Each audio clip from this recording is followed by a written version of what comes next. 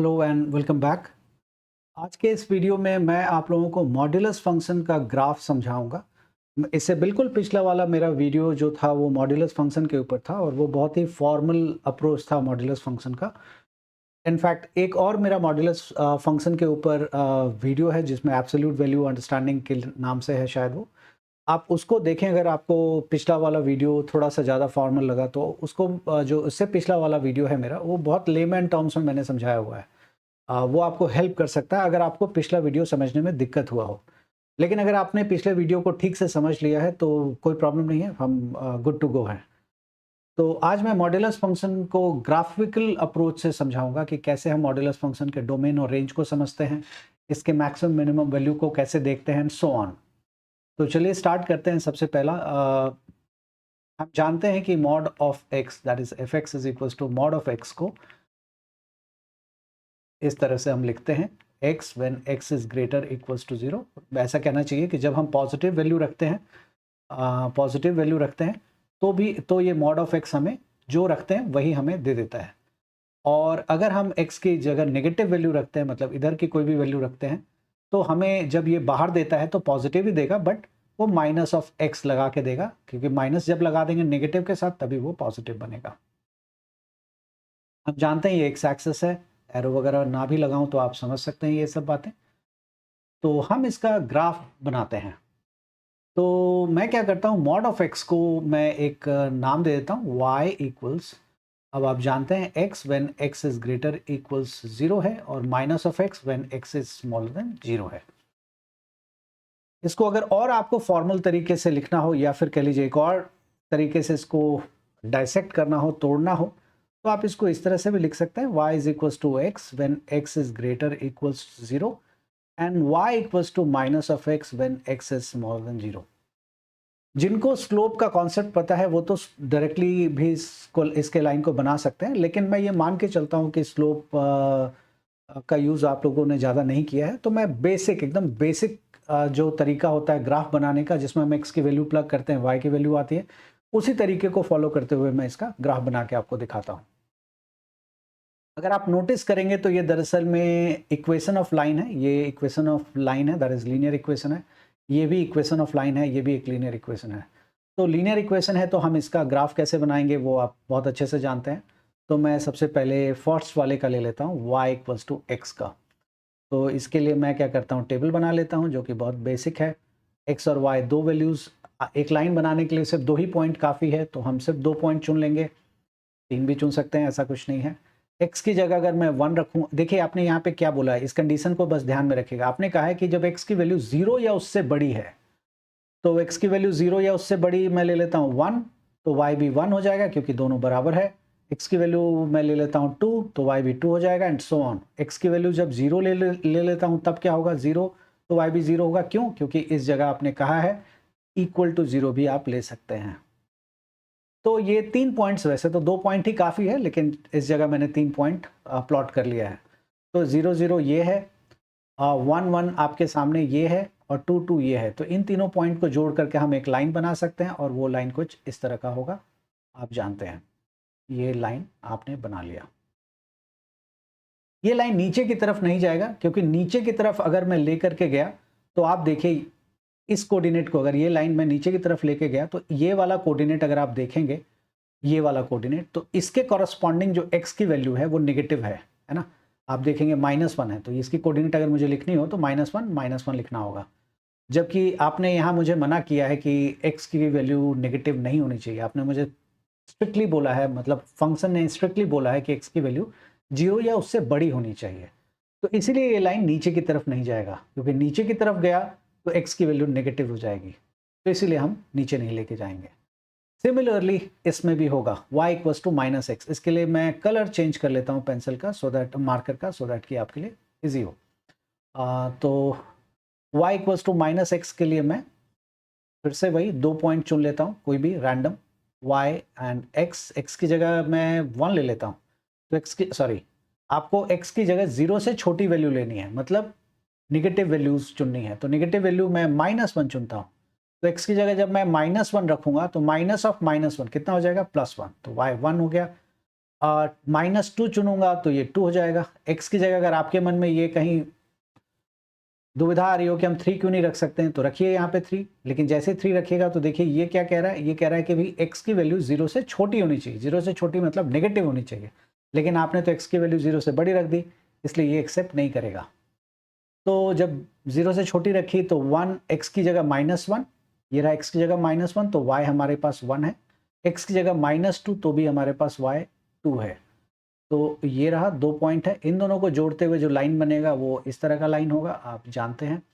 इस केस में भी लाइन जो है ओरिजिन से नीचे की तरफ नहीं जाएगा, इस तरफ को नहीं जाएगा। उसके पीछे कारण ये है कि अगर लाइन नीचे गया तो इसके कॉरस्पॉन्डिंग जो ये कोऑर्डिनेट होगा x का, वो आप देखिए x की वैल्यू यहाँ पे कितनी है 1 और y कितना है -1। तो लेकिन आपने तो यहाँ बोला है कि x की वैल्यू मुझे 0 से छोटी रखनी है, लेकिन यहाँ तो x की वैल्यू 0 से बड़ी हो गई, पॉजिटिव हो गया, इसलिए ये नीचे की तरफ नहीं जाएगा। तो ये आप देख सकते हैं कि मॉड्यूलस ऑफ x का ग्राफ है। अब इसमें बहुत सारी चीजें हैं जो आप ऑब्जर्व कर सकते हैं, देख सकते हैं और समझ सकते हैं। सबसे पहला इसका डोमेन। इसका डोमेन, किसी भी फंक्शन का डोमेन जो होता है एक्स एक्सिस के ऊपर प्लॉट होता है। इंडिपेंडेंट वेरिएबल की प्लॉटिंग एक्स एक्सिस के ऊपर होती है, रियल एक्सिस के ऊपर होती है। एक्स एक्सिस हमेशा रियल एक्सिस कहलाता है। तो अगर आप डोमेन देखेंगे तो ये लाइन ऊपर की तरफ बढ़ता जाएगा तो इस x को भी आपको आगे की तरफ खींचना पड़ेगा। जितना आप x की वैल्यू बढ़ाएंगे ये लाइन उतना ऊपर की तरफ चलता चलेगा, कोई रिस्ट्रिक्शन नहीं है, लाइन जितना चाहेगा ऊपर जा सकता है। तो इसीलिए हम इसका कहते हैं डोमेन, और यही बात लेफ्ट साइड में भी है। जितना आप छोटा चाहें आप कर सकते हैं x की वैल्यू, कोई रोक नहीं है। तो डोमेन इसका ऑल रियल नंबर है, इसीलिए हम लिखते हैं domain of the function is all real number. Now codomain क्या है इसका? Codomain is the axis of y पूरा का पूरा कोडोमेन है। लेकिन हम कोडोमेन में ज्यादा इंटरेस्टेड नहीं है, अभी हम इंटरेस्टेड है रेंज में, कि रेंज इसका क्या होगा। तो रेंज वैसे तो मैंने आपको समझा दिया था पिछले वीडियो को, अगर आप देखेंगे तो उसमें मैंने रेंज को एक्सप्लेन कर दिया है कि आप कुछ भी रखेंगे मॉड के अंदर, जब बाहर निकलेगा तो पॉजिटिव निकलेगा। तो रेंज तो आपको क्लियर है कि पॉजिटिव वैल्यू आएगा, जीरो को इंक्लूड करते हुए, क्योंकि जीरो रखेंगे तो जीरो आएगा। तो जीरो या उससे बड़ा कोई भी नंबर आ सकता है। लेकिन हम इसको ग्राफ पे देखते हैं कि कैसे समझ में आता है। जो वैल्यू आता है, जो रेंज होता है, वो सारा का सारा y एक्सिस के ऊपर दिखता है। तो y एक्सिस के ऊपर अगर आप देखेंगे तो y 0 से नीचे कभी भी जाएगा तो y नेगेटिव होता है, मतलब रेंज नेगेटिव होता है। 0 से अगर ऊपर है तो y हमेशा पॉजिटिव है, मतलब रेंज हमेशा पॉजिटिव है। तो आप देखिए दो के दोनों लाइन y के ऊपर ही हैं, मतलब ऊपर वाले y की तरफ ही हैं, ओरिजिन से ऊपर की तरफ ही हैं। तो इसका कोई भी अगर आप कोऑर्डिनेट ले लीजिएगा, अगर ये कोऑर्डिनेट अगर आपने ले लिया तो x की जगह 1 2 3 4 5 6 7 है, तो ये 7,7 है। सिमिलरली यहाँ पे अगर आप देखेंगे तो ये वाला होगा, x की जगह -7 है। x तो नेगेटिव है बट y क्या है, देखिए ऊपर की तरफ ही काउंट कर रहे हैं, तो y हमारा 7 है, तो y हमारे पास पॉजिटिव ही है। तो x नेगेटिव या पॉजिटिव कुछ भी हो सकता है, बट y हमारा पॉजिटिव ही है। ओके, तो ये क्लियर हो गया कि रेंज इसका पॉजिटिव ही रहेगा इररेस्पेक्टिव ऑफ डोमेन। डोमेन आप नेगेटिव रखिए, पॉजिटिव रखिए, बट रेंज इसका पॉजिटिव रहेगा। इसका मतलब मॉड्यूलस ऑफ x का रेंज हमेशा पॉजिटिव रहेगा, विच इज जो कि यहाँ पे हम साफ देख सकते हैं। अब देखिए इसको पीस वाइज फंक्शन क्यों कहते हैं। आप देखिएगा कि ये दो अलग अलग लीनियर इक्वेशन को रिप्रेजेंट करता है एक अकेला फंक्शन। ये एक अकेला f(x = mod of x) दो अलग अलग लीनियर इक्वेशन को रिप्रेजेंट करता है। दो अलग अलग लीनियर इक्वेशन को इस तरह से कि अभी जस्ट हमने ग्राफ बनाया, आपने देखा कि दो अलग अलग टेबल बना के हमने दो स्ट्रेट लाइन बनाया है। एक स्ट्रेट लाइन मुड़ तो नहीं सकता, तो ऑफ कोर्स ये दो स्ट्रेट लाइन है जो एक जगह जाके इंटरसेक्ट कर रहे हैं। तो इसीलिए इसको हम लोग पीस वाइज फंक्शन कहते हैं।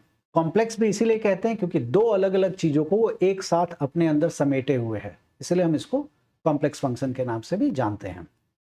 अब आते हैं एक बहुत इंटरेस्टिंग फिनोमेना। अगर आपने मेरा फंक्शन का वन फंक्शन का वीडियो देखा होगा तो उसमें मैंने मैनी वन फंक्शन की बात की है, नहीं की है मेरे हिसाब से, जहां तक मुझे याद है मैंने की है, लेकिन मैं दोबारा यहां पे ग्राफिकल अप्रोच में करने की कोशिश कर रहा हूं। आप ध्यान से देखिए, किसी भी फंक्शन का अगर आप ग्राफ बनाते हैं और अगर उस ग्राफ में एक्स एक्सिस के पैरेलल एक लाइन ड्रॉ करते हैं, एक्स एक्सिस के पैरेलल एक हॉरिजॉन्टल लाइन अगर आप ड्रॉ करते हैं और वो लाइन अगर ग्राफ को दो अलग अलग जगह काटता है, तो वो फंक्शन कभी भी 1 1 नहीं होगा, हमेशा मेनी 1 होगा।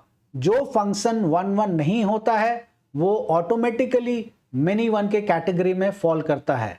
जो फंक्शन 1 1 नहीं होता है वो ऑटोमेटिकली मेनी 1 के कैटेगरी में फॉल करता है, ये ध्यान रखिएगा। मैं यही जो मैंने अभी आपको बताया एग्जैक्टली वही काम मैं आपको करके दिखाता हूं। आप देखिए इस ग्राफ के ऊपर मैं यहां पे एक लाइन ड्रॉ करता हूं जो कि पैरेलल टू एक्स एक्सिस है, आप देख सकते हैं। अब इस ग्राफ में अगर आप नोटिस करें तो पैरेलल टू एक्स एक्सिस तो मैंने बना दिया।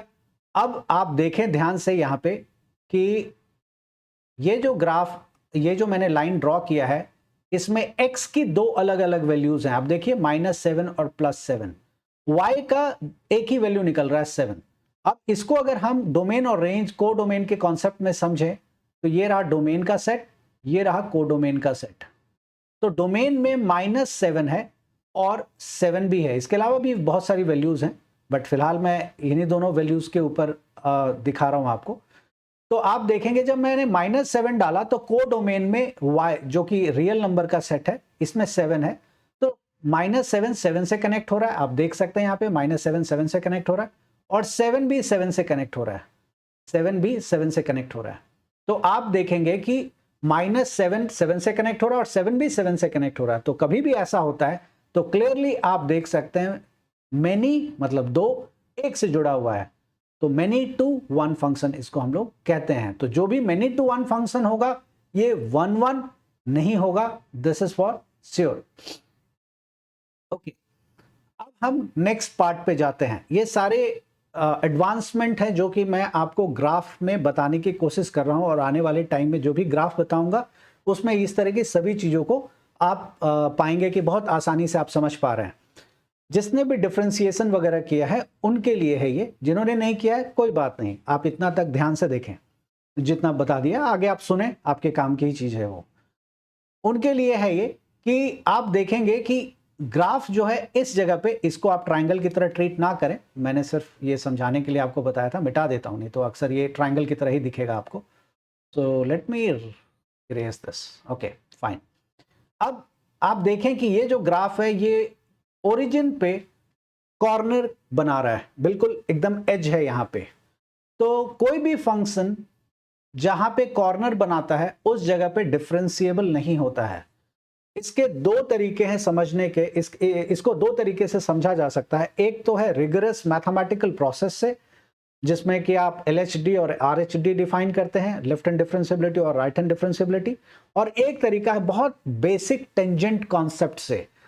तो फिलहाल मैं उसको यहाँ डिस्कस नहीं कर रहा हूँ क्योंकि मैं इसको बहुत लंबा नहीं खींचना चाहता, लेकिन इस कॉन्सेप्ट को मैं डिफरेंशिएबिलिटी वाले कॉन्सेप्ट में इसी कॉन्सेप्ट को जरूर दोबारा रखूंगा।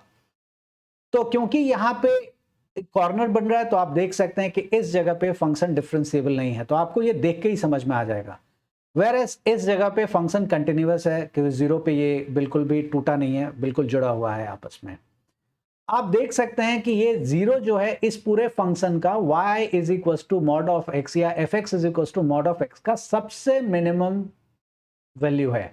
मतलब मॉड ऑफ x जो है जीरो से स्टार्ट ही हो रहा है और उसके बाद ऐसे करके फ्लावर की तरफ खिल जा रहा है या पंछी की तरफ ऊपर की तरफ खुले जा रहा है ये।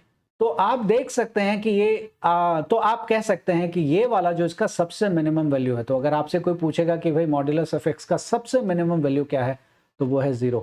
मैक्सिमम आप नहीं कह सकते, ये लाइन जितना, क्योंकि लाइन है जितना भी चाहेगा ऊपर जा सकता है, लाइन से सॉरी रे है जितना चाहेगा ये ऊपर जा सकता है, इसमें कोई रेस्ट्रिक्शन नहीं है। ओके नेक्स्ट, मॉड्यूलस फंक्शन में जो y इक्वल्स टू x है 1 1 2 2 3 3, ये हमेशा x एक्सिस के साथ 45 डिग्री का एंगल बनाता है। आप मेजर भी कर सकते हैं अगर आप चाहेंगे तो। और दूसरा वाला लाइन 135 डिग्री का बनाता है, बहुत सिंपल है, ये 90 है, 90 प्लस 45 इज 135 डिग्री का एंगल बनाता है। अगर आप चाहेंगे तो इस फंक्शन को दो टुकड़ों में बांट करके एक y एक्सिस के राइट साइड में और एक y एक्सिस के लेफ्ट साइड में भी इसको अलग अलग तरीके से हम इंटरप्रेट कर सकते हैं। लेकिन फ़िलहाल मैं ये सब नहीं कर रहा, आपको बहुत बेसिक सा मॉड्यूलस फंक्शन का ग्राफ बताने की कोशिश कर रहा था मैं आपको, वो मैंने आपको बताया। नेक्स्ट वीडियो लेक्चर में मैं आपको मॉड्यूलस फंक्शन के ग्राफ में कैसे मैनिपुलेशन करते हैं और उससे एक्सेस में कैसे बदलाव आता है या फिर उस ग्राफ में कैसे बदलाव आता है, इस तरह का कॉन्सेप्ट लेके मैं नेक्स्ट वीडियो बनाऊंगा।